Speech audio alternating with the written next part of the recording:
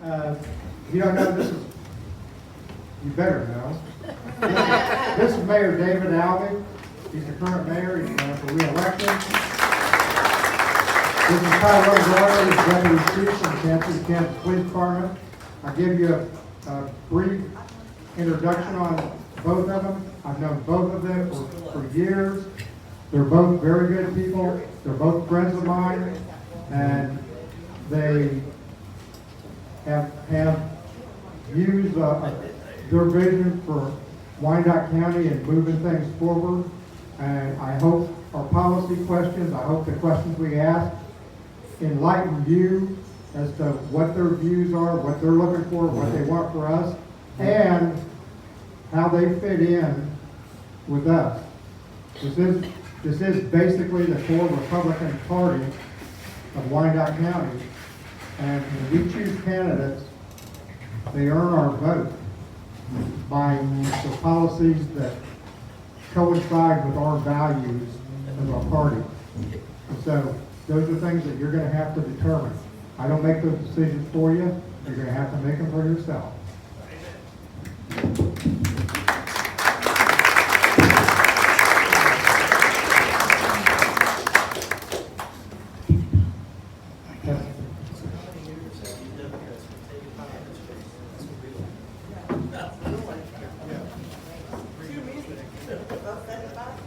Being the mayor, you're first. That'll take out. Good evening.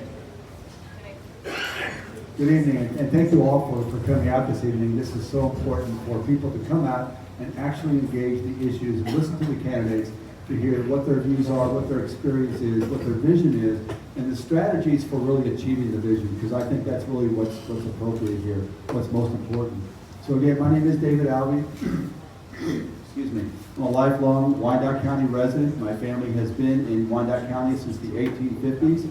My great-grandfather, John Gibbs, for whom Gibbs Road is named, was one of the early settlers here. He established one of the first schools, the first Oak Grove School. He also helped establish the Maple Hill Cemetery. On my mom's side, they settled on Strawberry Hill, what is now called Strawberry Hill. And my great-grandfather was a butcher, had a little butcher shop there where the EPA building is now, what now with KE Med is. I spent most of my time in education, so a total of 29 years of my career have been in education. At Rockhurst High School primarily, but I also ran a program for at-risk students in California for a while. I would say that I'm very passionate about the progress of our community. I learned this from my grandparents and my parents on both sides. My grandfather, Leo Alvey, was elected to the Shawnee Township Board in 1932 and was responsible for establishing the water department for Turner and also professionalizing the fire department. And my Uncle Ed then became head of the Shawnee Township beginning in 1954, and he stayed in that position until we were annexed by the city in 1965. My dad was a justice of the peace, and I have very fond memories of a court being held in what had been the horse barn at our house. So we have a long history and a tradition of service to the community, and I take that very seriously. When I put my sign out there, I know that I'm carrying not just my name, but my family's name, that I have a responsibility to meet the expectations that people had, that my grandfather, my great-grandfather on both sides established. That when I walk and I run into people who still remember, in fact, my grandpa, I will hear from them. They say, you know, he worked really hard, he was honest, he did good work for us. And I take that seriously, and I take the same approach. I also served 8 years on the Board of Public Utilities, and I jumped into that position because at that time the Board of Public Utilities was seen as really being corrupt. It was seen as being, you know, out of tune, and I felt that what we had to do was reestablish credibility for the Board of Public Utilities.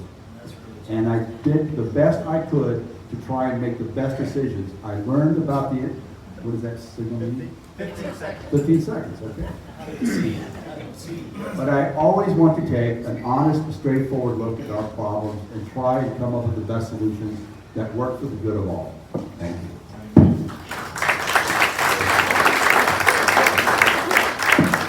How many years have you been in office overall in politics? That's what we want to know. How many years? Mr. Gardner, 3 minutes. Well, thank you. I appreciate you all for having me, and it's good to see. I see a lot of faces that I know, and I know some people that I don't know. I'm not originally from Wyandotte County. My dad worked for General Motors right out of the Navy in San Jose, California, in the Bay Area. He went to work for General Motors after doing 4 years in the Navy, and he was a lifelong General Motors worker. He never moved up. He was just a straight union lineman. They closed the plant out there in Fremont, California, and he moved our family to Wyandotte County my freshman year in high school. And I graduated from Wyandotte High School. He moved us to the Parkwood area of Kansas City, Kansas. After high school, I joined the Kansas City, Kansas Police Department as a police cadet. Due to budgetary constraints at that time, they laid me off, and I joined the Army. I did a tour in the Army. I served in Germany. And I also came back after I got out of the Army and went right back to the police department, where I moved up in the ranks fairly quickly. I was a detective. I was also a captain. I was a major. And eventually I became an assistant, interim chief, and then a deputy chief of police, and I retired in 2019. A lot of my service has been in the police department, has been connecting and working and solving problems with the community. Some of you know me. I spent a lot of time out here in West Patrol as a police officer. Before I became a major, I worked under Don Ash. He was my mentor. When he retired, I became the major. I took a lot of his ideas as far as community policing and just progressive policing ideas, really implemented some new things as far as how to keep the community safe. We organized our community partnerships in our community groups and set up a board of individuals, and we really worked hard to just keep Wyandotte County safe. We oversaw the legends and really just worked hard to make sure that that area out there prospered. I have a track record of success, and also was an elected person with the Kansas City, Kansas Community College. I was the chair of the Finance Committee. A lot of the improvements you see out there were pushed by me, working with the other board members. A veteran center that we can be proud of. A lot of the upgrades and improvements, signage, paint, sidewalks, security enhancements, those are things that I really pushed for as being the chair. Also the daycare. It closed a month before I came on the board, a commitment to my constituents that it would open. And we opened it, and it was open. How many minutes? 15 seconds. Okay. All right, goes by quick. Anyway, thank you for having me. I was asked to run, and that's why I'm here. I'm committed to finding real solutions. I want 4 years of solutions to resolve some of the issues that are most dire in Wyandotte County. I'll make sure to answer some of your questions, so thank you.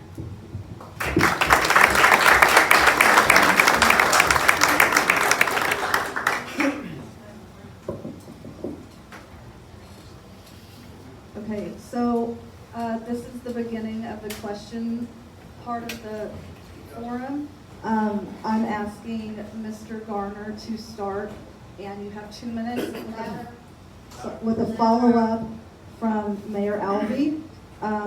Mr. Gardner, many of the campaign talking points are about removing the city administrator. What is the process to remove or replace the city administrator? She asked a question about removing the city administrator, what that process was. Can everybody hear that? Okay. There's a charter in place, and for those of you who haven't seen it, I encourage you to go educate yourself on the charter. The mayor has the ability to move for the removal of the city administrator with the consent of the elected body of the 10 commissioners, and you need a majority of the vote to do that. And that's just in a short nutshell of really what needs to occur. So, thank you.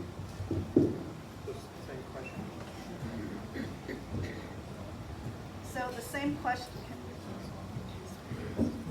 same question goes to Mayor Alvey.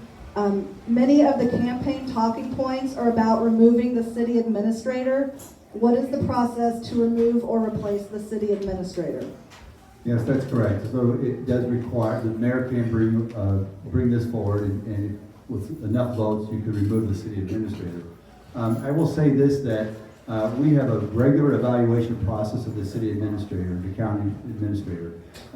It's a quarterly, and so what we do each quarter is he provides to us an update on the initiatives and the priorities that the commission has identified for the city moving forward. The most recent initiative that we have brought to him is to try and find a way to bring infill housing to our community so that we can broaden the tax base. Do the infill housing, get those properties back into production so we have more taxpayers that allows us to spread that tax burden out among more people and to revitalize our communities. And so we receive quarterly updates and we do a quarterly evaluation. I would say that there is, in my time, I was asked at the very beginning to remove the county administrator, but at the very beginning of my term, and I thought that would have been short-sighted because first of all, I had not learned enough about all the problems that we were facing, all the processes that were already in place. It didn't make any sense to fire a county administrator and really spend 6 months, plus you have to go and spend money to actually get someone from outside to come in to do this. It seemed like a waste of time and a waste of money. And if I had felt, and if I ever feel, as if what the commission priorities and the community's priorities through the commission are not being implemented, then that would be reason why to get rid of the county administrator. But there's been no scandal, there's no corruption there, not seen any, I'm not aware of any. So in my opinion, we need to continue on with the progress we've got. I will say that no one understands the economic development process better than our current county administrator.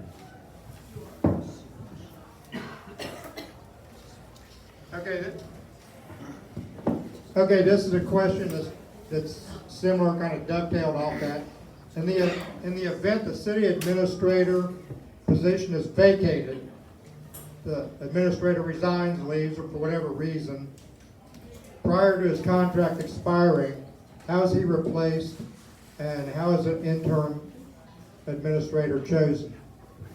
David, you want to start first? Right, so I think what would happen, well, so I'm assuming you're saying, just to clarify the question, if we were to remove him prior to the contract expiration? If he removes from himself, if he leaves, resigns, or for some reason, health reasons or whatever, can't no longer fulfill his position, how is he replaced? Right. So there are, of course, professional organizations for city and county administrators that you can tap into. They have the expertise, they have the networking across the country. They can help you identify and go through a process of identifying the qualities, the attributes, the skill set that you're looking for in an administrator. And so we would definitely do a national search to try and attract someone, top quality talent, to Wyandotte County, Kansas City, Kansas, because that's what we deserve.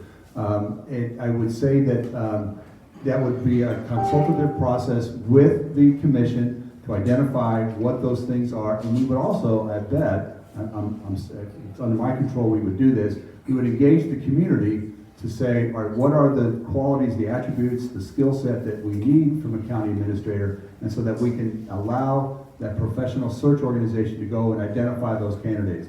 And then we would have a long process, obviously, of interviews, engaging the community, engaging the commission, engaging department heads to see, can we get the right person to do that? Thank you. Mr. Gardner, you want to respond? Well, I mean, the process is one thing. What you would get from a Mayor Garner is I'm going to come in and I'm going to evaluate. I think there needs to be some system changes in the administrator's office. I'm not just going to sit by and say that good enough is well enough and I'm not going to leave it alone. When you look at the high taxes in Wyandotte County, the corporate giveaways to these big box businesses, all orchestrated by the county administrator, people have told me enough is enough of the buffoonery that we've seen taking place in the unified government. When you talk about high taxes, how that impacts working families, the poor, and how those things are really pushing people into poverty, and you want to hear people talk about why they're leaving Wyandotte County, they're not leaving because of flight like the mayor has talked about. They're leaving because of failed leadership. They're leaving because of high taxes. They're leaving because of BPU bills that really aren't utility bills. And the biggest thing is disengaged leadership from the community and staff that is really wagging the dog when you talk about the tail wagging the dog. We need leadership that is going to tell staff, and I've watched these UG meetings, and I've watched staff basically tell the mayor and the commissioners what they want or what they don't want, and nobody is holding staff accountable to the will of the people and to the values of this community and to what the commissioners and the elected body who you all vote for say they want for Wyandotte County. That has to change. I'm not going to sit silent on the things that matter to Wyandotte County. I'm not going to sit by and let people bankrupt this town by pushing people out because of the high taxes. And I'm not going to stand by and let anybody tell me it's a good thing that your property values go up until you look at your tax bill and say, wow, this isn't good unless I want to sell my house. I want to keep people right here in Wyandotte County. I want to anchor them in Wyandotte County. I'm not going to accept the status quo for what it is. I'm going to look at everything, and I want to find real solutions to real problems that affect the real lives of people every day, and I'm not going to let staff guide me on that. I'm going to follow the will of the people.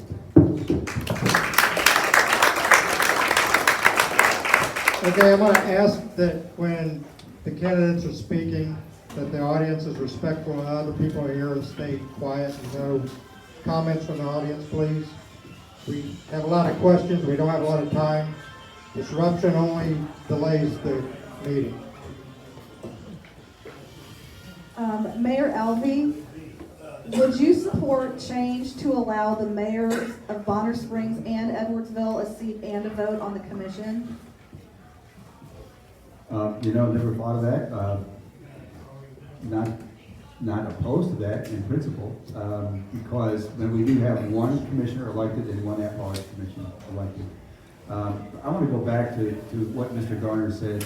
It is a false statement to say that the commission or the mayor simply listens to staff and follows staff direction.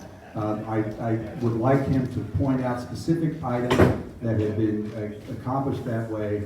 I think it's important for us to understand that your commissioners are elected and they try to implement the will of the people. We do a study, a survey every 2 years to get the feedback from the community. What are the priorities? We've identified the priorities. We're moving on those things. And frankly, I'm going to say this. To continue to argue that it's a good thing that our property values decline is saying we need to go back 30 years ago when we could not attract anybody to invest in Wyandotte County, because if you're going to invest $500,000, $100,000 in Wyandotte County, and you find that 5 years from now your investment is worth $80,000, you're not going to come in. That doesn't make any sense at all. We have got to continue to grow our tax base. When people say that they're coming in and they want to purchase the properties and that there's a demand for properties, that's a good thing for us. Otherwise, we're in decline. Ask Detroit how that went for them. Thank you. Okay. Yeah, Mr. Gardner, would you support a change to allow the mayors of Bonner Springs and Edwardsville a seat and a vote on the commission? I'd be open to exploring that and seeing what the people want. My campaign is community-driven leadership. If that's what the people want, I'm not going to stand in the way of what the people want in Wyandotte County. That's what engaged leadership is about. I'd like to go back to the mayor's comment. I encourage people to go and review the UG meetings. You will see it time and time again where staff has said, we didn't feel or we didn't want. I remember not too long ago, within the last month, Commissioner Kane asked for some items, and a UG employee, and I'm going to put names to things, specifically told him, this is something that staff doesn't support, so that's why we didn't have the information we wanted for you. So let the video speak for itself, because my lying eyes haven't lied to me. And I'm going to tell you something else. What's more important to me is when you talk about Detroit and big box businesses, Wyandotte County has a huge debt load. We cannot keep allowing these businesses to come in and want 0% tax abatements where they pay absolutely nothing. I'm going to tell you, some of these billionaires don't need our money. They just don't. And I am committed to that. I have seen people in tears when they look at these big box stores, and these are warehouses, some of them, that don't pay people a livable wage, and their benefits leave a lot to be desired.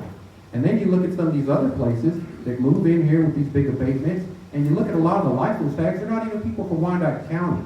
So when you talk about the value and the benefit to Wyandotte County, I challenge our leadership and our mayor to show us where that is.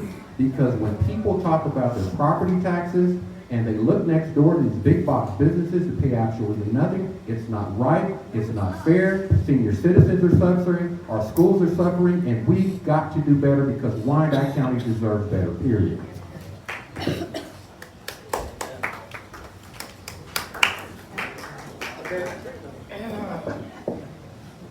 Next question, you can start off, Mr. Garner. Edwardsville has been overlooked by Wyandotte County for years. As CEO, how would you commit to allocate funds from the American Rescue Plan Act and future budgets to this part of the county? Well, that's an awesome question because I've watched. I haven't heard Edwardsville or Gardner Springs been brought up at all in that equation. And if I overlooked it, I apologize. I haven't heard. Here's what I would do. That's where engaged leadership comes in. We've got to get the mayor out of the ninth floor and into this community, period. We have got to connect with all four corners and everything in between in Wyandotte County. Mayor Tyrone Gardner is going to meet with the elected body, the mayors of both Gardner Springs and Edwardsville. They're going to have a seat at the table. And then I'm also going to meet with the community people. We have a neighborhood group association in the unified government, and we don't involve Gardner Springs and Edwardsville. And when you talk about community-driven leadership, that's one of the things that I would push for. When you talk about the neighborhood, the resource center, and that board there, we can do a better job of connecting with Gardner and Edwardsville, and I'm committed to doing that because I've heard the complaints, I've heard the issues of high taxes. They feel like they're getting little from their money. They don't see the mayor out in those communities on a regular like they should, but that can change. And that's why I'm asking for your vote. That's why I'm running, because I want everybody to know in Wyandotte County who Tyrone Gardner is, and that I am going to be the mayor for everybody in the unified government of Wyandotte County, because we are one unified community, and I'm going to do everything I can to make sure that everybody knows that.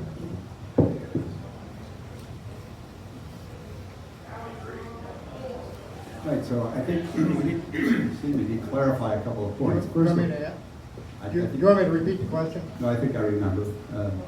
Thank you. No, Gardner Springs and Edwardsville are their own city councils. They have their own mayor, they have their own commission. I respect their integrity of what they do within their own cities. The Neighborhood Resource Center that Mr. Gardner refers to is a Kansas City, Kansas function paid for by Kansas City, Kansas taxes, not by county mill levy.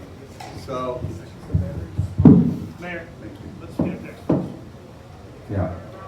So, again, we cannot expend Kansas City, Kansas funds for Bonner Springs or Edwardsville. We can expend county tax funds in Bonner Springs and Edwardsville, but those are county-wide functions, which is the health department, the jail, the district attorney's office, the sheriff's department. Those funds are dedicated strictly to county functions, including county parks. So to have the Unified Government Resource Center be directed towards the city of Bonner and Edwardsville would really be a violation of the jurisdiction. We can't do that. I would suggest as well that I meet regularly with Mayor Harrington and Mayor McTaggart.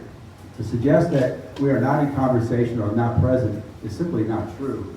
I will also argue that the mayor is the mayor of Kansas City, Kansas. I am the chief elected official of the county. That there are two different things, two different functions.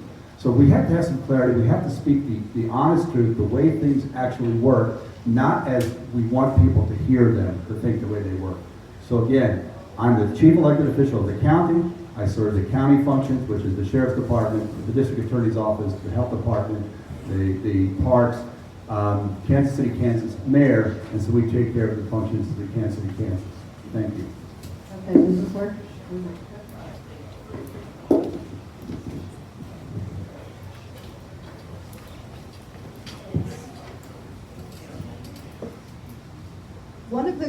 One of the complaints we hear is how hard and expensive it is for businesses to navigate the bureaucracy at City Hall. Can't hear. Can we use that? A little louder. Can you hear me now? Yes. One of the complaints we hear is how hard and expensive it is for businesses to navigate the bureaucracy at City Hall. Mayor Alvey, what are your plans to make Wyandotte County more business-friendly, especially small businesses? Yeah, thank you. Again, okay.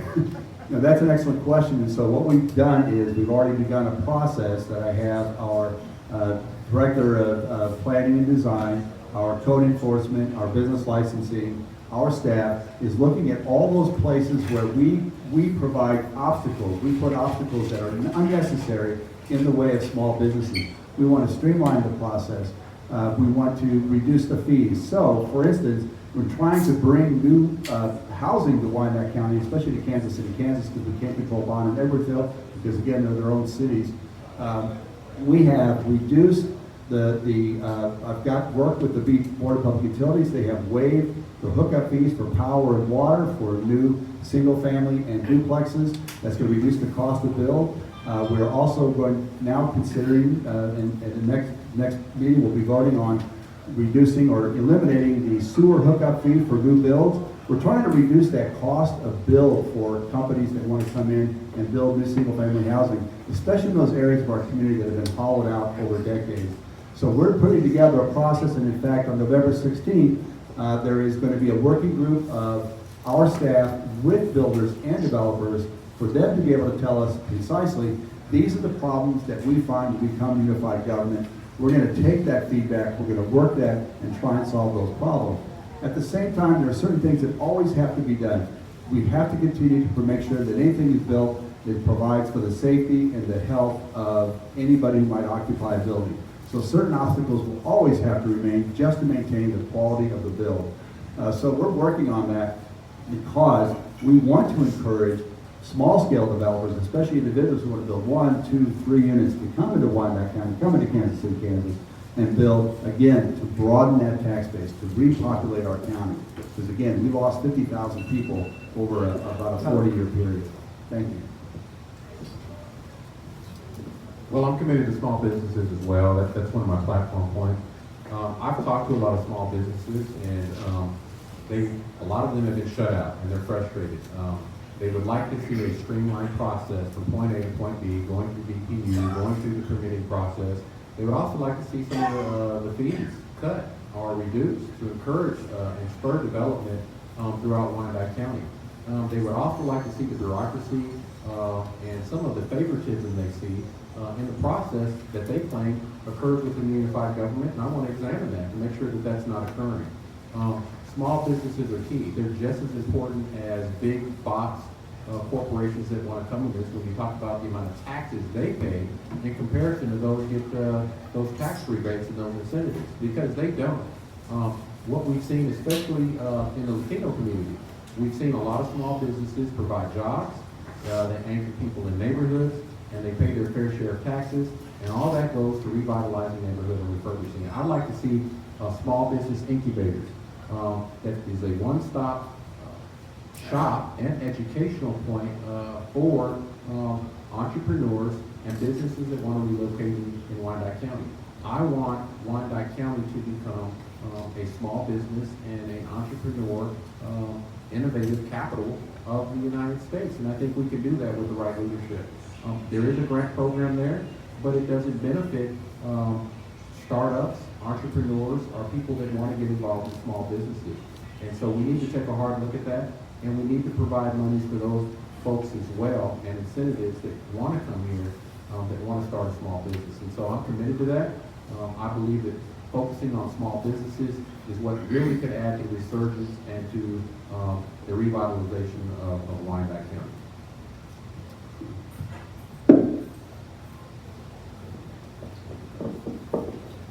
Okay, next question. This will start off, this will be to Mr. Garner. One of the things about not holding high political office is it's hard to find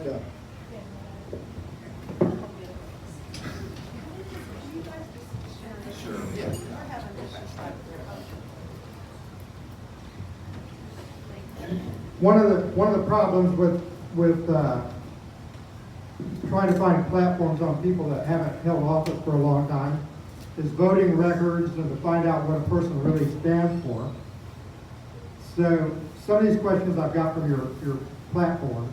This is a question for you from section 3 on your platform of fiscally responsible. Quote, You call for a responsible 20% reduction of combined UG departmental expenses. Will that reduction include people and/or wages or budgetary expenses as far as cutting departments down, downsizing? Where will the reductions be taken? Well, and that's a good question. I don't believe in big government, never have. I believe in small, efficient, resourceful government that provides essential services to residents. The first thing I would like to do, and I've said it before, is I want to top it down audit of the unified government. Define the tax savings, define and see if there's any fraud, waste, and abuse, and be able to transfer those savings onto our taxpayers. I want smaller government. I want recommendations as well to look at how we can unify departments that haven't been totally unified. And I've been told by a lot of economists and people that have looked at the CAFR and the UG's budget that there's a lot of room in that area. And that includes BPU as well. And so I believe, from what I've been told by some good financial folks, that there are cost savings to be had. And I believe that we need to focus on our service workers, those employees that don't make a lot, and we need to take a hard look at all the top paid positions in the UG, and through attrition, I'd like to see some of those reduced and really support the line workers that are really doing the hard work each and every single day. It's no secret that there's a lot of people that are connected and related in Wyandotte County in some of these positions, from people's opinions, have been a result of nepotism, or cronyism, and things of that nature. Those are some things that I want to make sure don't occur, and that we're really providing the services that the people of Wyandotte County need. So I'm open to doing that. I think technology could really be a big driver, especially post-COVID. I know my last employer that I worked with with the Housing Authority, when COVID hit, a lot of people worked from home. They didn't need as much office space, and that's just one area that they were talking about. We've got to take a hard look at going into the next post-COVID phase. Thank you. Mayor Alvey, what steps will be taken to help those on fixed incomes not get taxed out of their homes? Right, so one of the difficulties we have with the legislation or the statutes from the state of Kansas is we cannot provide any kind of abatement or direct payment rebate for taxes to individual taxpayers. That's the Kansas law. But there is a piece of legislation that we may be coming forward, I think will be coming forward to this next legislative session, that is called Golden Legends. In other words, it's going to be working with those on fixed incomes, those retired, that would be able to cap that tax load as the years go on. So we're actually bringing forward to the commission the legislative agenda we're going to be taking to the state of Kansas and actually to the federal government as well. What are the priorities for our community? And that's one of those things I believe, we'll be discussing it, but I believe that the commission will be supporting that. I'm going to go back to this point. A 20% cut across the board, really, 60% of our budget goes to police and fire. I don't think anyone's suggesting we need to cut police and fire departments by 20%. We are underfunding our public works department. We should be spending $20 million a year on road repair, and we're spending about $8 million. So frankly, we're not doing enough to invest in our community. What we're having is our roads are deteriorating. We have 2 roads in Piper that, because the storm sewers failed because of heavy rains, antiquated infrastructure, those roads had to be closed. We don't have the funding to actually do that immediately. So I'm very concerned that we continue to find ways to invest in our community, to make our roads, our streets, our sidewalks better. We've got to do things to make sure our community continues to improve.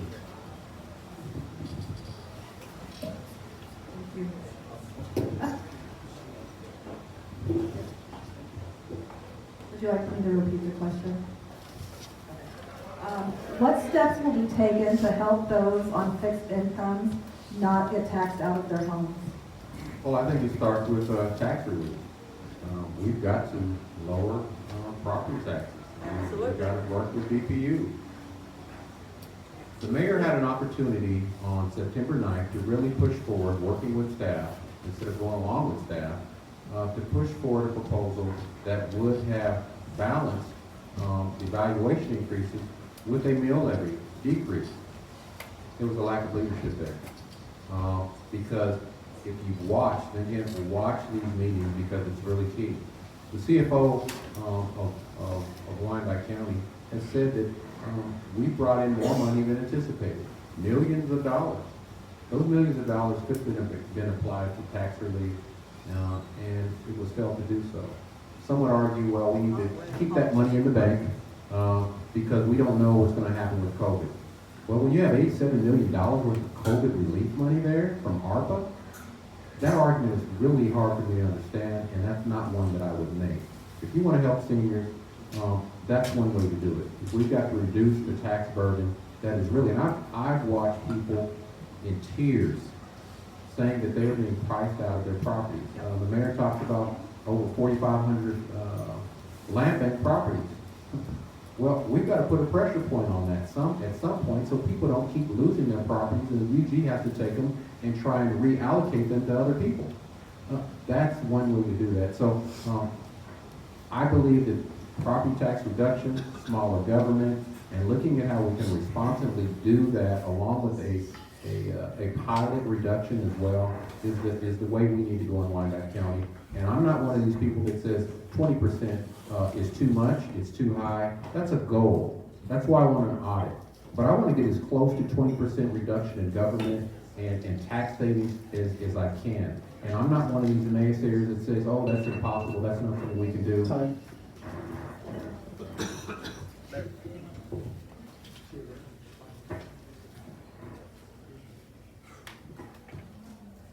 Okay, the criticism that we're often being lodged against Amazon and other warehouse style developments is that they're paying no taxes. How much revenue are they generating for Wyandotte County, and in what manner is that revenue coming to us? If any? Does he go first? That's for you. Yeah, the notion that they're not paying any taxes is simply not true. There is an abatement, there is a reduction in the property tax they pay for a certain number of years, but that expires. But at the same time, the business activity that it generates actually generates taxes for our community. So if you look at, let's say, the new Amazon at the Woodlands, they're going to be paying full taxes right away. We're going to be seeing $1.8 million a year in revenues to the state and local governments right off the bat. The Urban Outfitters, they did get an industrial revenue bond to help them build the facility because this is how economic development happens. But they're also paying a payment in lieu of tax, so they're going to be making up those revenues. We have the same thing going with different apartment developments across the community, that the developers are looking for a way to be sure what the tax load will be, so they agree to a pilot which equates to what they might pay in taxes. You know, I was just looking that Overland Park has just entered into an agreement, a development agreement with all the development that Overland Park is. They also provide abatements. There's an abatement going to Kansas City, Missouri. We're competing with very aggressive communities trying to attract development. So what we're looking for is the long-term payout for us, right? Wyandotte Economic Development Council has looked at the statistics for the most poverty-stricken census tracts in Wyandotte County. How has that changed since we brought in these logistics centers? How have we changed the household income? We've seen the average household income increase. That's important. That means families are building wealth and they have new opportunities. So these are jobs. This is wealth building. It creates new business activity. It's good for all of us when we attract these companies. But not everything is given away. To be clear about that, is not happening. I don't think anybody on the commission would ever approve a complete giveaway of everything. Well, I don't agree with the mayor in that regard. I kind of hit on that, especially when I go to these working families and these people that have to work 2 jobs just to make ends meet. When they look at their tax bill and their tax bill says something totally different. I'm not against incentives and rebates in attracting businesses and jobs in the Wyandotte County. I don't want anybody to leave here thinking that. What I want is responsible tax abatement. These people need to come in here and pay their fair share. They don't need 100% tax abatement. I don't care who they are. They have to be responsible.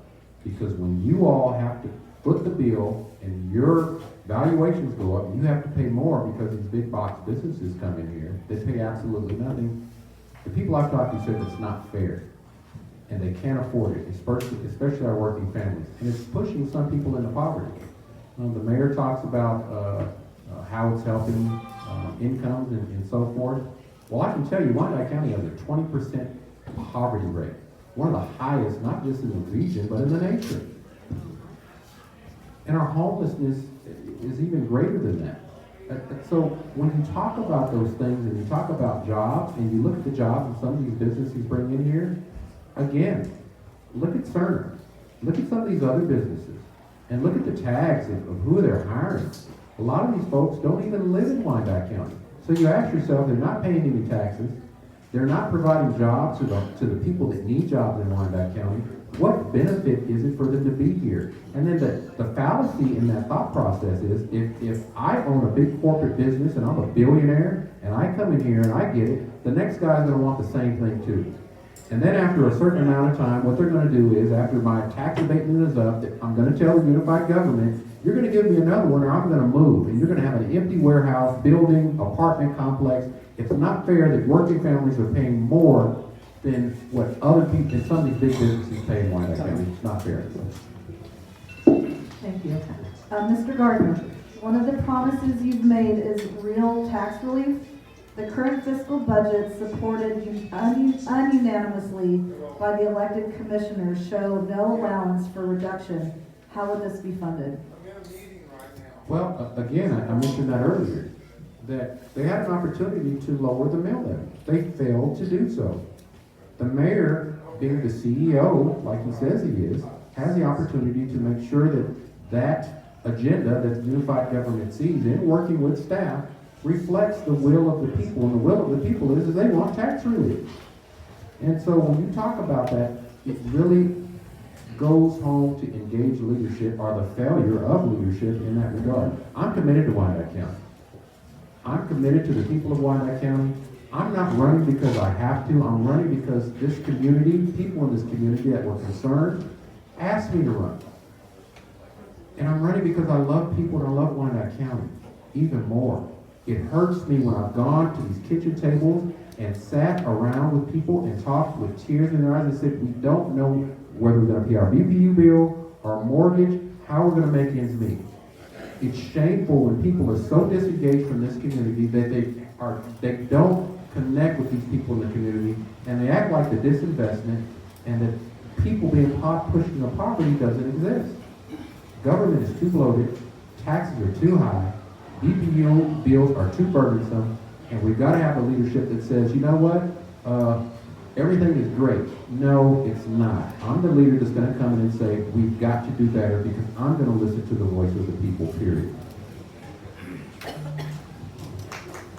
You have a response, Mayor? Yeah, if you would respond, that would be great. One of the promises that was made by Mr. Gardner is real tax relief. The current fiscal budget, supported ununanimously by the elected commissioners, shows no allowance for reduction. How would this be funded? Right, so I would say, first of all, there has been, because of the development that happened at the Legends, to be really clear, that has actually allowed us a 6 mil decrease on the city mill levy. So Wyandotte, Kansas City, Kansas, at one point was the highest city taxes in the state of Kansas, among the top 25 cities in the state. We're now at 15. So we've made significant improvement compared to other cities. What we have in Kansas City, Kansas, though, is a tremendous amount of debt burden because we delayed infrastructure improvements for so long. They invested a lot in infrastructure and bonded a lot of that. We're paying that down. So out of the 38 mills that you pay on the city side, 17 mills go to pay debt service. I was not in favor of a mill levy reduction on the city side this time, but we're going to be seeing some reductions in the county mill levy as we move forward. We're going to start seeing that in fact, the incentives we gave to different companies like General Motors or Zollist down in Armourdale. Those industrial revenue bonds are paid off. That's going to start seeing an additional $500,000 a year coming into our revenues, which again shows that when you do incentives and you encourage development, you have more productivity in the long term. You know, it took us 60 years to get the hole we got into. We're not going to get out of this overnight. We have to have a strategic plan. We have to be committed to tax reductions, which we are, and we're going to continue to move that forward. The problem with the ARPA money coming in is that it gives people the thought, well, we solved all our budget problems. No, we have not. We have so many infrastructure problems. We have so many deficits in what we do. We've got to start solving the problems of our community, invest in our community because we're worth it, frankly. So we did have a mill levy reduction, and that's going to continue.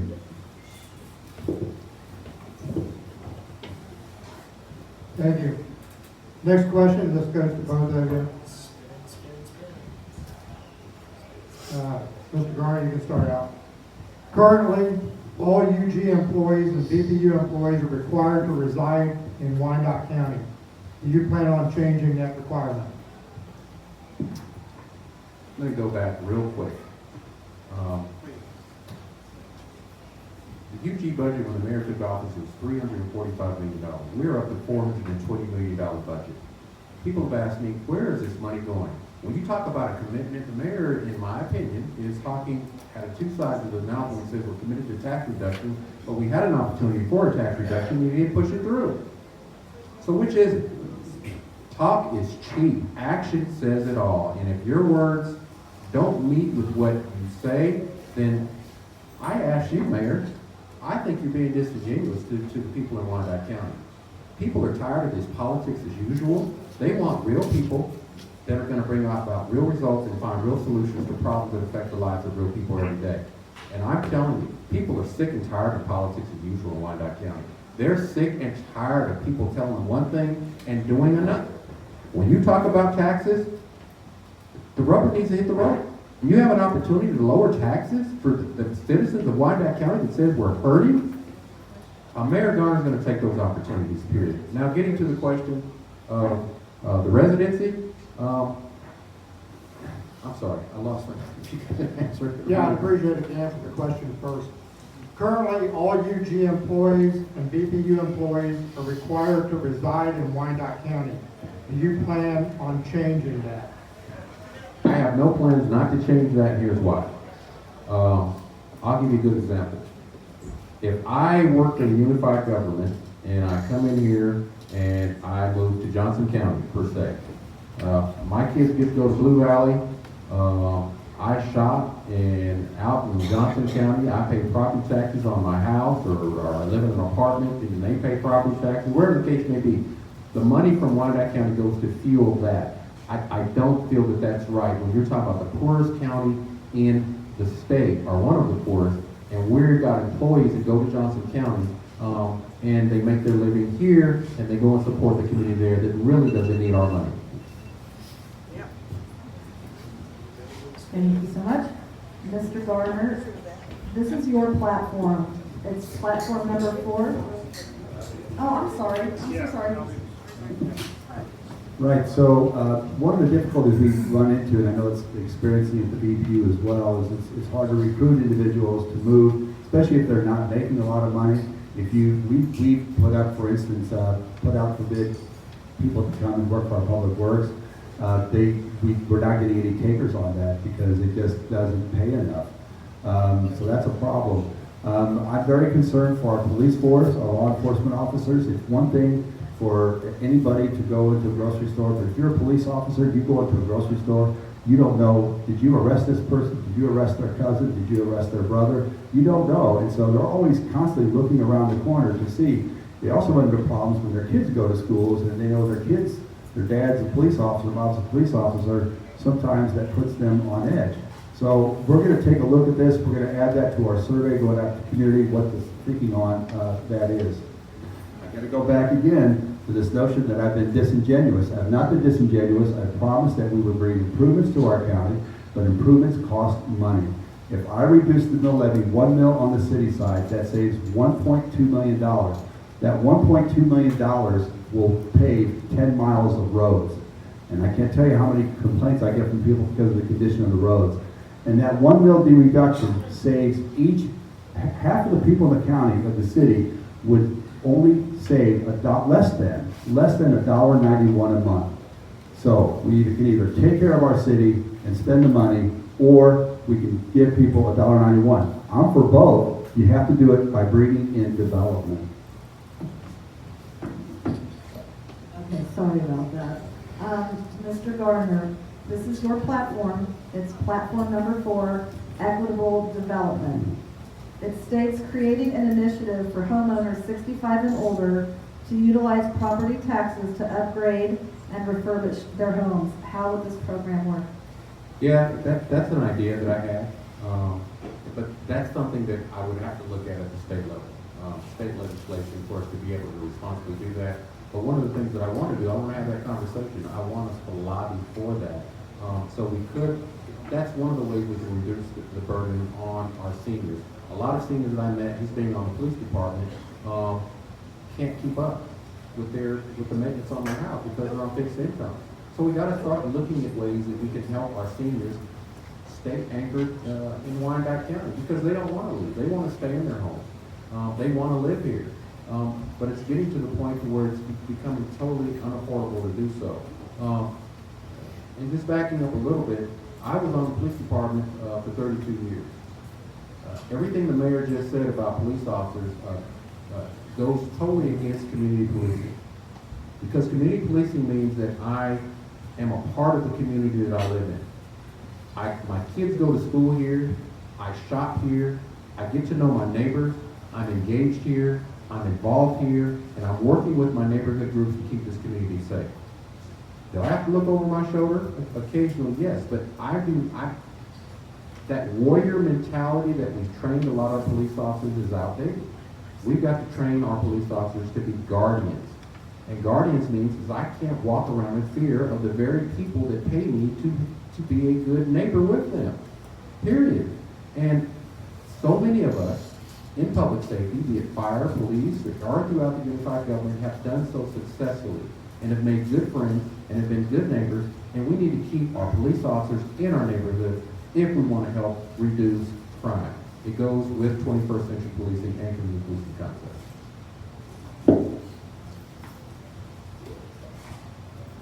So Mr. Gardner's platform is about equitable development. It states creating an initiative for homeowners 65 and older to utilize property taxes to upgrade and refurbish their homes. How would this program work? Yeah, I mean, I think what we have to do is continue to look at, work with the state legislation, and that's why we're bringing forward, I believe the commission will bring forward this support for the Golden Legends. And then we would be able to, if that legislation allows us to make those changes, currently we're restricted and cannot do that, then we would look at that ourselves to see, because if we can get people to reinvest, that's been the problem for Wyandotte County, or Kansas City, Kansas specifically, is over the decades, there was not reinvestment.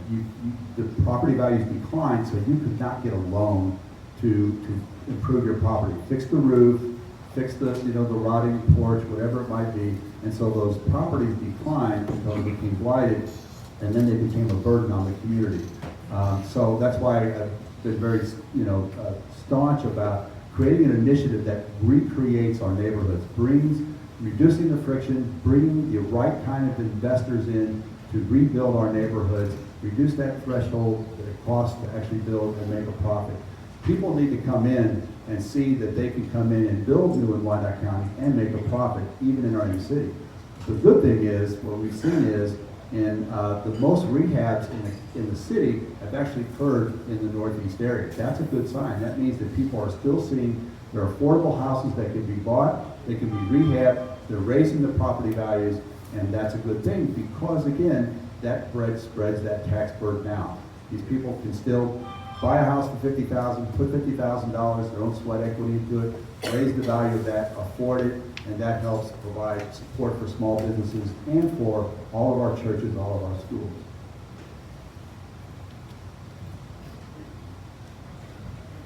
Okay, as you know from surveys, numerous surveys, taxes are the biggest complaint of property owners in Wyandotte County. Being a property owner myself, I'm very aware of how bad taxes affect you. I actually own 3. Now, when I looked at the website on taxrates.org and compared the numbers, they're pretty consistent. The median home value in Wyandotte County is $97,600. The median tax for that house is $1,600 per year. Wyandotte County collects an average of 1.64% of the property assessed market value as taxed. Johnson County collects 1.27%. Leavenworth County collects 1.24%. The average property tax paid in Wyandotte County residents amounts to 3.22% of their yearly income. Johnson County, it is 2.94%. Leavenworth County is 2.85%. Wyandotte County ranks 489th of 3,143 counties on property taxes as a percentage of median income. Now, the site does have a disclaimer that's important. The disclaimer is because Wyandotte County uses complicated formulas to determine the property tax owed on an individual property, it's not possible to condense it to a simple tax like you could an income or sales tax. In comparison,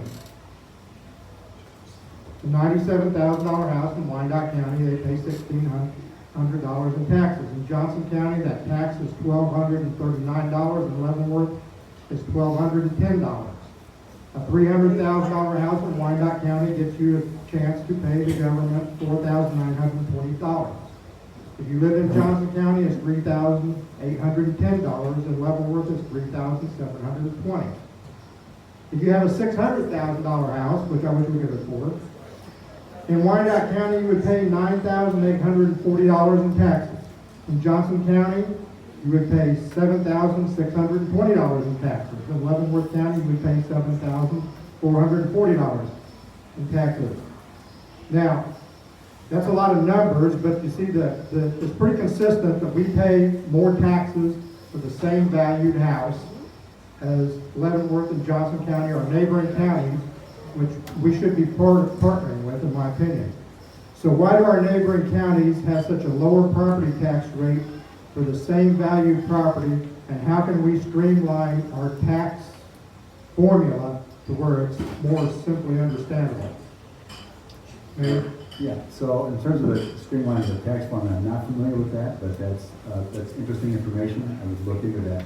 But I think what we're basically saying is look at the history of Wyandotte County. If we had not had a population decrease of 50,000 people over all those decades, we would have a tax base that would allow us to achieve.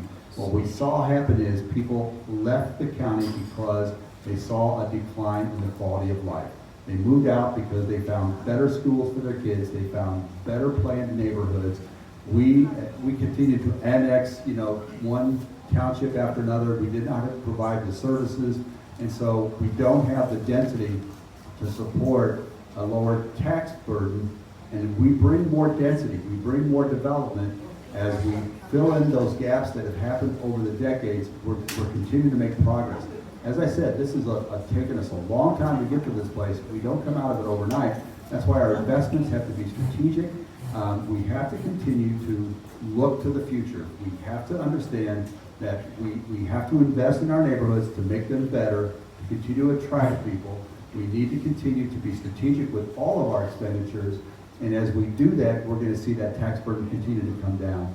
In fact, in the next couple of years, you're going to see the county side of the tax burden decline. We're carrying a pretty heavy burden, still paying off the jail that was mandated by the federal government that we had to do. So as that gets paid off, there's less demand for that money to pay off that debt burden. Again, 17 mills out of our 38 mills in Kansas City, Kansas on the city side goes to pay for the debt. The other thing is we have to be clear, of the dollar we pay in taxes, and I've owned in Wyandotte County, I lived in Wyandotte County, I own 2 properties myself. 46 of the mills 46% of your tax bill goes to the city and to the county. The rest goes to your school district and the community college. Okay, Mr. Garner, you'd like to respond? Why do our neighboring counties have such a lower property tax rate for the same valued property? And how can you streamline our calculations where they're more understandable?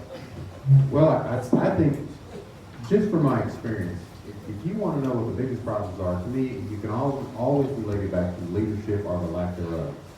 Again, when you talk about the opportunity to lower the mill levy, which was not done, and you hear the mayor talk about, well, those are things that we want to do, and how we need to stabilize our neighborhoods, and we need to bring in businesses and goods and services and things that you've been mayor for 4 years.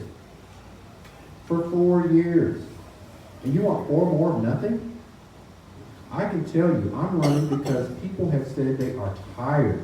They can't take it anymore. The broken promises, this merry-go-round that absolutely nowhere needs to stop. You've got to have engaged leadership that is going to be bold, strategic, that is going to put the people first. When you talk about these big corporate giveaways on tax abatements, and you talk about, well, we want people to get houses so we can level the tax base, it starts with these big box businesses that come in here and don't pay nothing. They need to pay their fair share.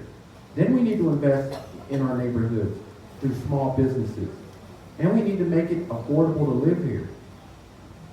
Providing the goods and services, investing in the disinvested areas.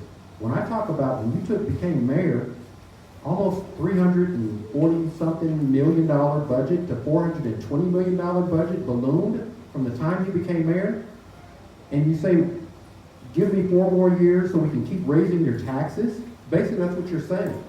Because we got to have taxes, more money to fix. You're going to tax people out of Wyandotte County. Period. People have had enough. Democrats can, yes, we do. Sir. Thank you. Mr. Garner, would you support Planned Parenthood establishing a clinic in KCK? 2463, say it. Excuse me? Dang. No, not cool. no? I don't support, I'm going to put it like this. I'm a Christian. I have Christian beliefs. That's not something that I would advocate for.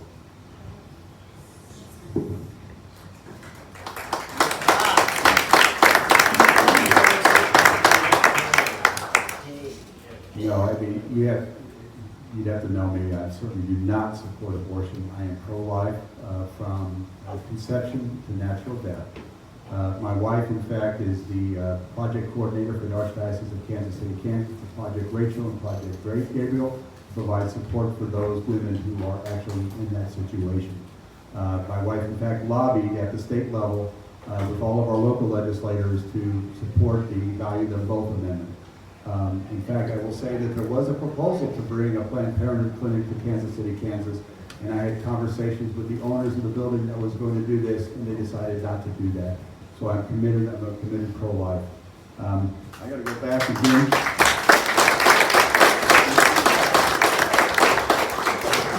I have to go back again. We did not expand the budget through taxes to $420 million.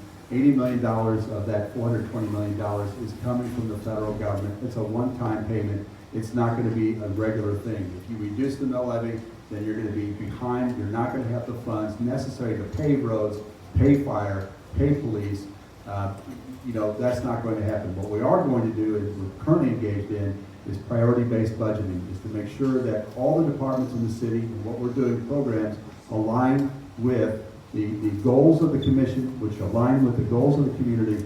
And if we're not providing enough funding in any particular area what the community desires, we'll put more funding there. If we're not achieving something, we'll pull money from that.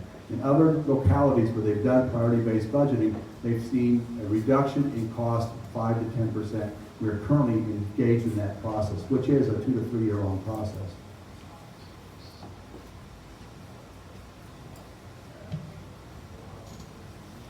Okay, another subject that's not Real popular with popular with people is the pilot tax.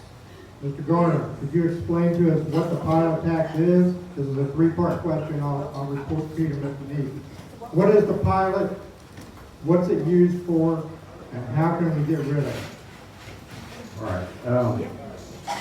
Pilot is a payment in lieu of taxes that the UG puts on the DPU bill. Basically, it is a tax that's 11.9%, almost 12%, that the UG uses to fund its general fund. Things like infrastructure, police, all those great things, fire. What was the last question on that bullet point? What's it used for and how can it be removed? Who can remove it? The UG can remove it, and that's one of the things that I want to do. I propose I propose looking at how we can responsibly and strategically remove it off the DPU bill if it's possible for residential ratepayers on the utility bill. My proposal is that even if it can't be removed, to at least reduce it 2% every year for the first 4 years. That's a goal. And that's something that the people I've talked to that have looked at the budget said is doable. And that's one of the things that I'd like to do. Getting back to the mayor's notion that I just encourage everybody, look at the budget process on UGTV. Don't take my word for it. We have surpluses that could have been used for a variety of things to reduce the mill levy. Several commissioners, and I'm not even an elected official, raised your interest and said they've already checked that the budget can absorb a mill levy reduction. To take some burden, we've got to start moving progress in the direction that is going to relieve taxes for our taxpayers. And so, just look at YouTube and UGTV. Yes. Same question, Mayor. What's the pilot? What's it used for? And how can it be removed if need be? Yeah, so again, the pilot is the payment in lieu of tax. Because we are, as a municipally owned utility, we cannot put a tax on the utility. They do a payment in lieu of tax. So you pay taxes, we pay taxes on our gas bill, our Kansas gas. So it's basically what we would do. Other cities do it as a revenue transfer. They simply, because it's municipally owned, they would take any additional revenues generated by the utility, and that becomes a transfer to the general revenues of the city. And it pays for the services across the county. You know, currently we're generating about $34 million in revenues for the city. And the reason the pilot is important to us is if you try to make up that $34 million to provide for the services that we have to do, again, 60% for public safety, for fire and police, if you try and take it out of property taxes, you got to jack property taxes way up. The other thing that allows us to do is KU Med, for instance, pays no property taxes, but they do pay the pilot, and they're one of the largest consumers of electricity in our city, not to mention water, and so we're able to gain revenues from KU Med that would otherwise not pay any taxes at all. So it helps us, it pays for the services that we enjoy every day. Look, government is not free. We provide services, it requires revenues. No one likes taxes. I don't like taxes. I've been paying taxes consistently, you know, and I own 2 properties, so I understand the burden of this. I pay the pilot on both of those places. I understand this, but I also know that on my street, the street is falling off into the ravine because we cannot fix it. Mayor Alvey, what is your position on turning Wyandotte County into a sanctuary city via safe and welcoming Wyandotte? So there's been a lot of discussion about this. There are 2 parts to this. One is a municipal ID. And, you know, the municipal ID has been supported by our police department because when they roll up on someone, they want to know, give me an ID, show me where you live, so at least I know that you're legit. So that's one piece of it. The other piece that's been proposed is that we would say that we would not comply with ICE. And I've adamantly said, we can't do that. First of all, that's a violation of federal law.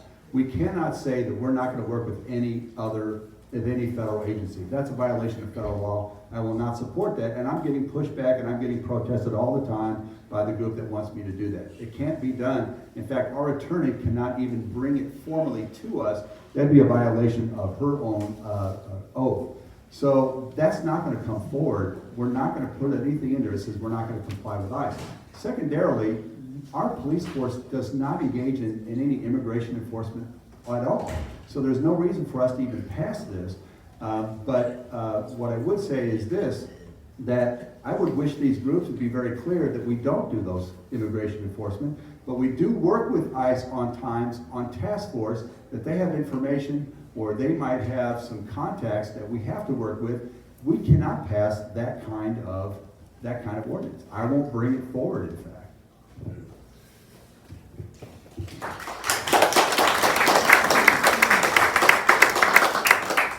Well, that's where me and the mayor differ. I was on the police department. It's a known fact that the police department does not enforce federal law. I've talked to the folks that want a safe and welcoming ordinance. There's, from my understanding, the folks I've talked to have not relayed to me any information that says anything about a non-compliance with ICE. What they've talked about is just reinforcing an ordinance that the KCKPD will not enforce federal law in regards to immigration law, which we don't do anyway. And the Municipal ID is something that I support. I think it's a great idea. And it's not just for our immigrant population, which is huge. When we talk about 30% of our population is immigrant or undocumented, and they're not going away, unfortunately. My plan is to have a Municipal ID so we know who these people are. We make them feel comfortable so they can trust the police because they're victimized of crime. They become victims of crime as well. And we want to solve crime because we know, if you just look at how crime tracks, if we get pockets of crime in areas, it'll spread. So we want these people to feel comfortable in engaging with the police department so we can help keep all of Wyandotte County and all of our residents safe. And that's a commitment that I've made that's different from the mayor, that at least I want to have that conversation. I want to see what other cities have done, and I want to see how they've done it successfully, and I do want to put something forward that's responsible to the UG Commission that they can review, debate, and vote up or down on.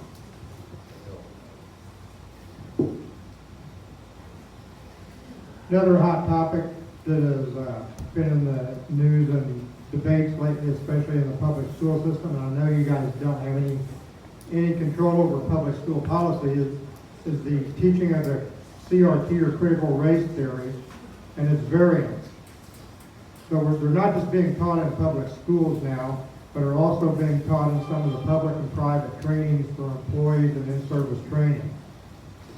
Do you support critical race theory or its variants taught as a curriculum anywhere in public school or private institutions?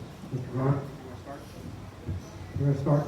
I've never had that question come up, and I think that that's a question both best served for our school districts and our superintendents and our Board of Education.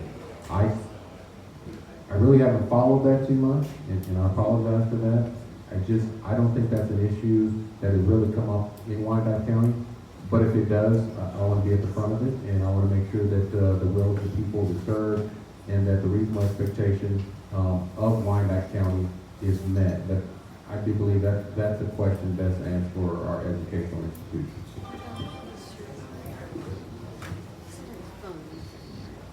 Well, the little I do know about critical race theory is, I got my degree in philosophy and letters, so I do understand this. What they basically, the statement is, the primary assumption of critical race theory is that Western philosophy is fundamentally racist in nature, and that any of the philosophies that developed in Western Europe or were fundamentally flawed and actually create racists. I'm not a firm believer. I think that really deprives people of individual liberty, that they can't think for themselves, they can't see through racism.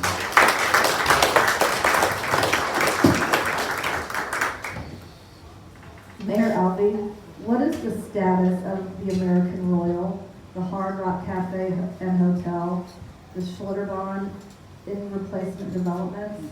Yeah, thank you.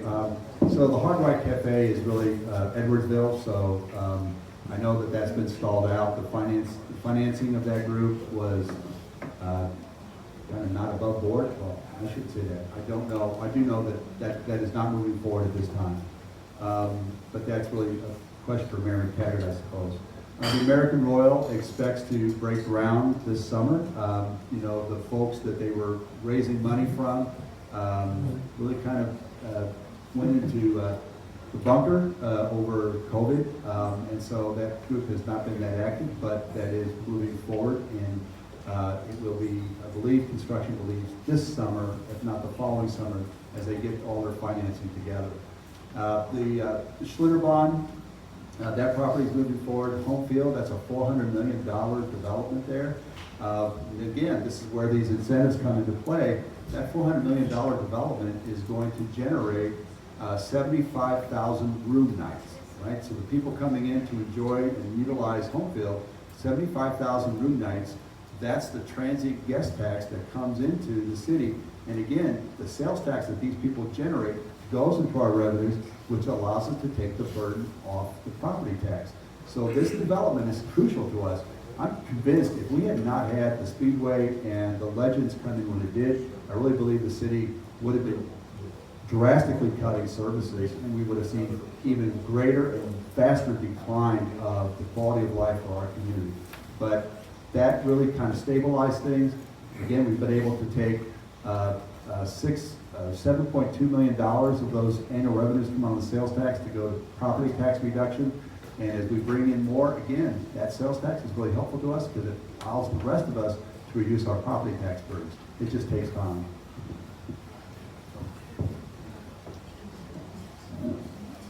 Did you want me to repeat? We were just curious about the status of the American Royal, the developments, the Hard Rock Cafe and Hotel, the Schlitterbahn. I mean, I concur with the mayor. I mean, developments are always good. They just, I go back to my statement, and we make sure they're responsible. I believe some of that development ties into the STAR bond, so I just don't believe that a lot of what the mayor's talking about is going to be realized immediately until the bonds are paid off. And then you look at what value, as far as the home field project is going to provide to Wyandotte County residents. I know they did commit to $1 million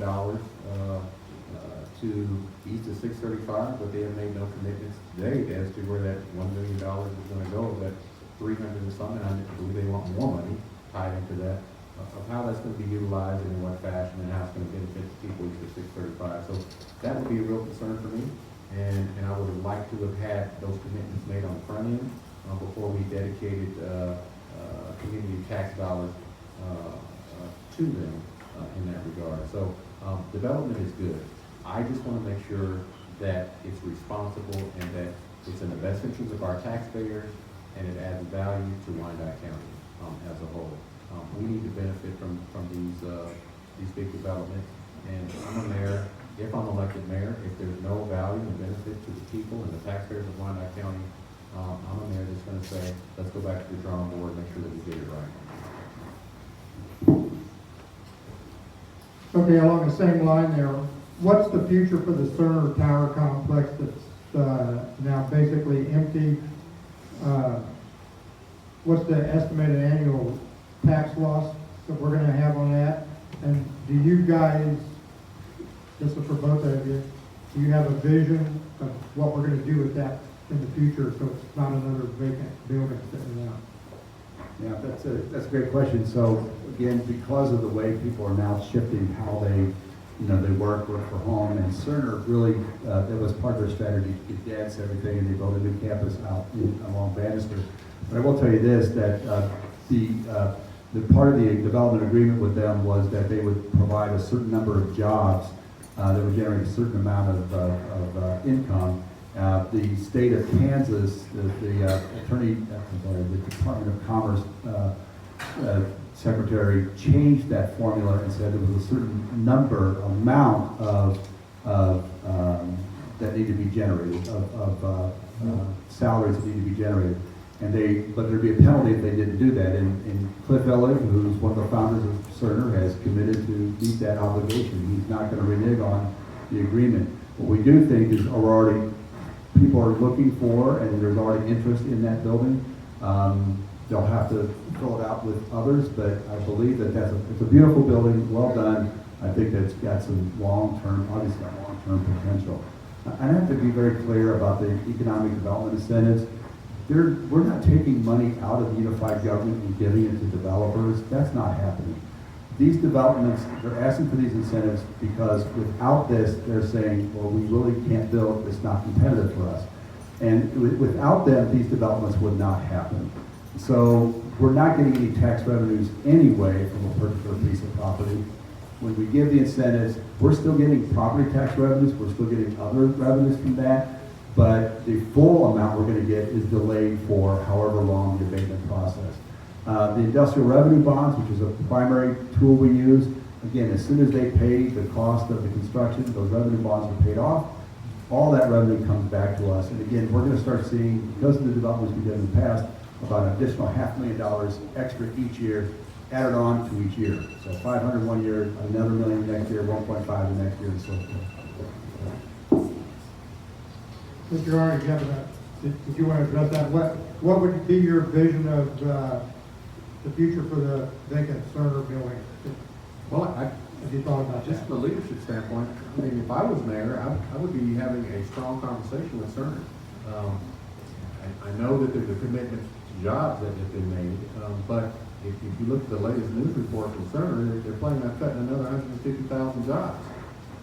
So I don't know how that's going to play out for Wyandotte County when they're cutting jobs in the Kansas City region.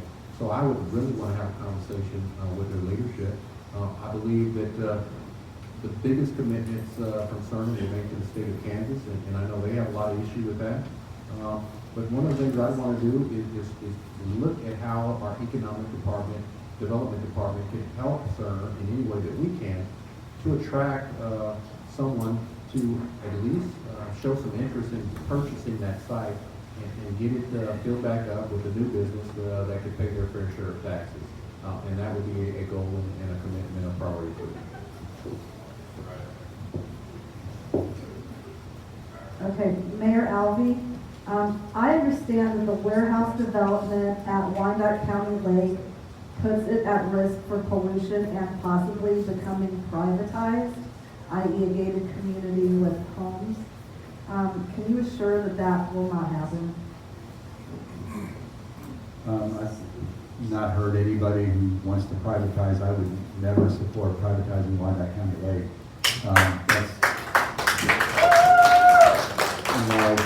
It's really one of the gems, really, of the state, in fact, of the region. So, history of that, built by, the Civilian Conservation Corps during the Depression, the ties that so many people have to that.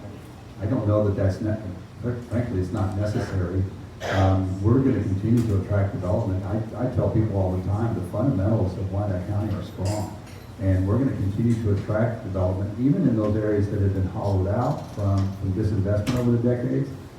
That's coming through. I go back to my State of the Government address. I identified this very early on. The proximity, the accessibility, the authenticity, the diversity, the affordability.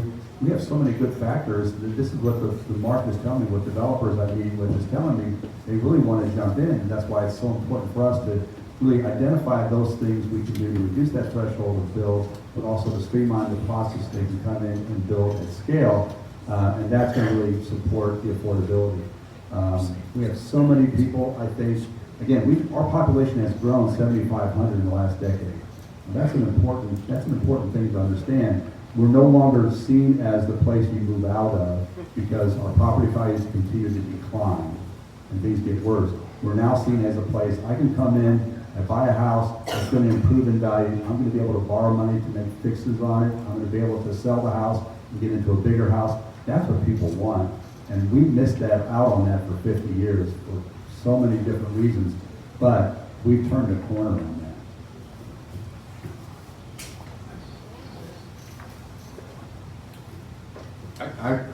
That's where I can agree on there. I believe that I share his belief and commitment that Wyandotte County is a jewel. I think we need to upgrade it.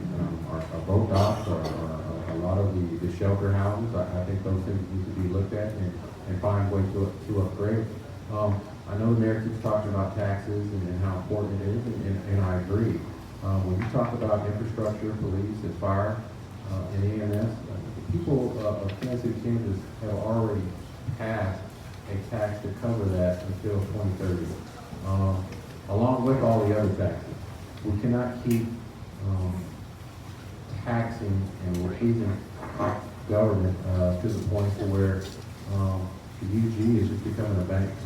And I just think big government, bloated government, and the budget just keeps going up and up and up, and taxes keep going up with it. At some point, there's going to be a breaking point to where Wyandotte County is just not going to be a affordable place to live, work, and raise a family, and we've got to do something about it. Or all the great things that the mayor says is happening, it's going to go down the tubes, and that's just my personal opinion. We've got to put a pressure point on taxes and IDPU bills. Okay, I have one more question, and then you guys will have 2 minutes to give us a closing statement on your own behalf. I appreciate both of your histories or experience in law enforcement after serving a long career there, being one of the first community police officers, first DARE officer, first gang resistance education training officer. So I appreciate both of your efforts in the movement we have towards community policing. As a policy person, when I look at policies, and I read this, I address you first, Mr. Garner. Your platform, the first section of your platform is visionary, fostering unity, opportunity, and hope. It states a zero tolerance policy with harsh discipline to include mandatory termination for employees who use racist, homophobic, or sexist language for communication against any person while representing the government. The question is, this goes to both of you, who decides what words or communication qualifies for harsh punishment? Will employees be given a written guide of banned words like George Carlin's 7 dirty words you can't say on TV? I believe in the controversy we have with the media and misrepresentation of people that's a fair question. Well, and that's a good question. My master's degree is in HR, and employers have a certain interest, especially a public interest, to make sure that their employees perform in a way that really reflects the values indicative of the public interest. And yes, certain words and behaviors are included in that. What I'd like to do is make sure that HR put something or a recommendation in working probably with the Blue Ribbon panel and put together, and this is something we did at the community college, to reinforce the expectation of what is appropriate in the unified government, what's not going to be appropriate. And we passed something similar at the community college unanimously. There is no place, when I talk about being a unified force for hate, for divisiveness, for anything that is going to abridge the rights of anybody, and I don't care who you are, race, religion, national origin, we all have a right to life, liberty, and the pursuit of happiness. And I do not believe that those rights should be abridged in any type of way. And the reason why that's so important for me, just during my time in the police department, and even after I left, if you look at the amount of lawsuits of discrimination, sex, race, I mean, take your pick, and the millions of dollars that are on the table as we speak because of these things, we've got to make sure that we reinforce an expectation through policy and through the right leadership that certain things are just not going to be tolerated in the unified government, be it sexism, against women, inappropriate behaviors, racism, hate of any kind. I'm committed to making sure that we are truly a unified community that respects the rights of all of us as being a resident here in Wyandotte County. Mary, yes, sir. No, again, I think it's simply this: if we just would learn to listen to one another, treat each other with dignity and respect, and avoid name calling. I just can't believe we have to have this kind of conversation. You know, when people are looking for words to harm, to hurt, then that has to be disciplined. I don't know what the severity of it should be, but I do know this, that some people use language, they're not frankly aware that it might be harmful. And you have to be told that sometimes. Say, hey, you said this, it really hurt me. Okay, well, I didn't mean to do that. I choose not to do that again. You gotta give people a chance to change. If you see a pattern, that's a different matter. I mean, there are certain people who simply go after you and keep coming after you and use language to hurt you, and that's a problem. That doesn't work for any organization, does not reflect well. But those are not the values that most of us were raised with. We're not raised to, harm the dignity of another person. We were not taught that. So I think if we just all would get back to that, we would not really be having this conversation. So I don't know what kind of level of severity. Discipline could be just simply as something as simple as are you aware of what you're saying? You're aware of the effect it has on you. You need to change this.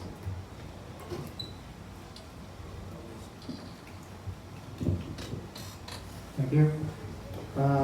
Since the mayor started off with the introduction, we have 2 minutes for a final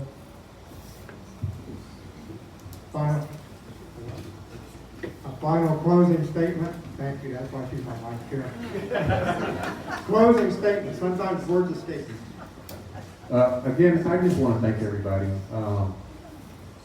for having me, and again, I want to be a unifying force in Wyandotte County, and again, you said it right.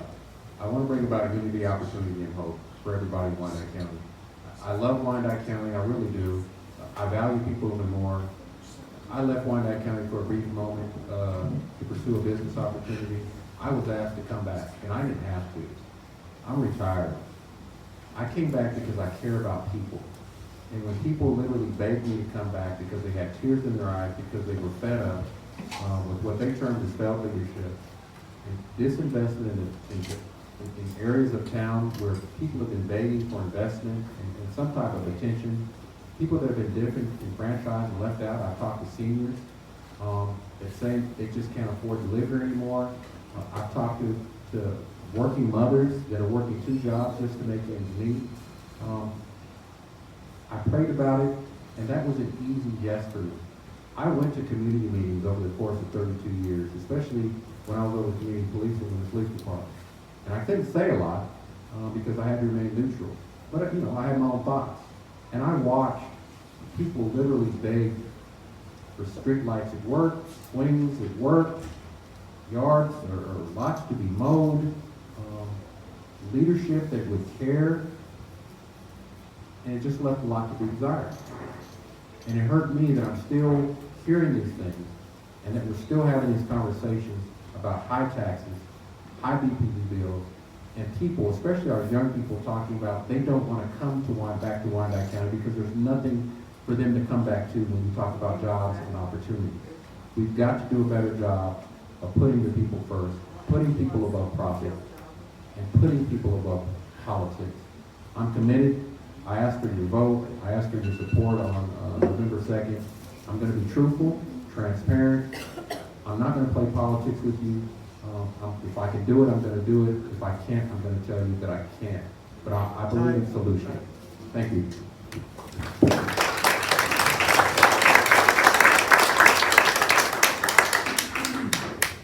Well, thank you. And again, I want to thank all of you for coming out tonight because this is a rare occurrence. Frankly, it's a rare occurrence. I'm going to go back to what inspired me to run for office in the first place, and that is the example I had from my parents, my grandparents, of commitment to our community. We never left Wyandotte County, not even for a brief moment, except to study. I never bought a house in Johnson County at 179th for $600,000 and then left it to run for mayor. I've lived here, I've bought my own house, I've repaired it twice, I bought the house adjacent to me because it was a drug house, I renovated it, I put my money into that because I do care about my family, I care about my community. I understand the problem about taxes because I pay taxes on both of my properties, I always have. I understand the problem with the pilot because I have to pay the pilot. I understand these things. We are solving the problems, we've made great progress. I resent the notion there's not been leadership because, in fact, I consistently take an honest, straightforward look at the problems of our community. I listen to people. My assistant, Lynn Melton, takes calls every day from people across the community trying to solve the problems with trash collection or code enforcement. We are out there working it every day. Just this morning at 7:30, I was up with our Public Works Director in Argentine to deal with a resident who's complaining, an old friend of ours, who's complaining about the fact that we have not been cutting the vacant lot that he has been having to cut. I hear these problems every day. We are working these things. I'm going to say it again. I'm going to be honest about this. We don't have the funds we need to solve all the problems. I can reduce mill levy, but I can't reduce mill levy and provide better services. It doesn't work that way, except insofar as we can provide better services, streamline things, and do things better. That's what I'm committed to. We're working it. We've been working it consistently, and we're going to continue to achieve what we need to achieve in Wyandotte County.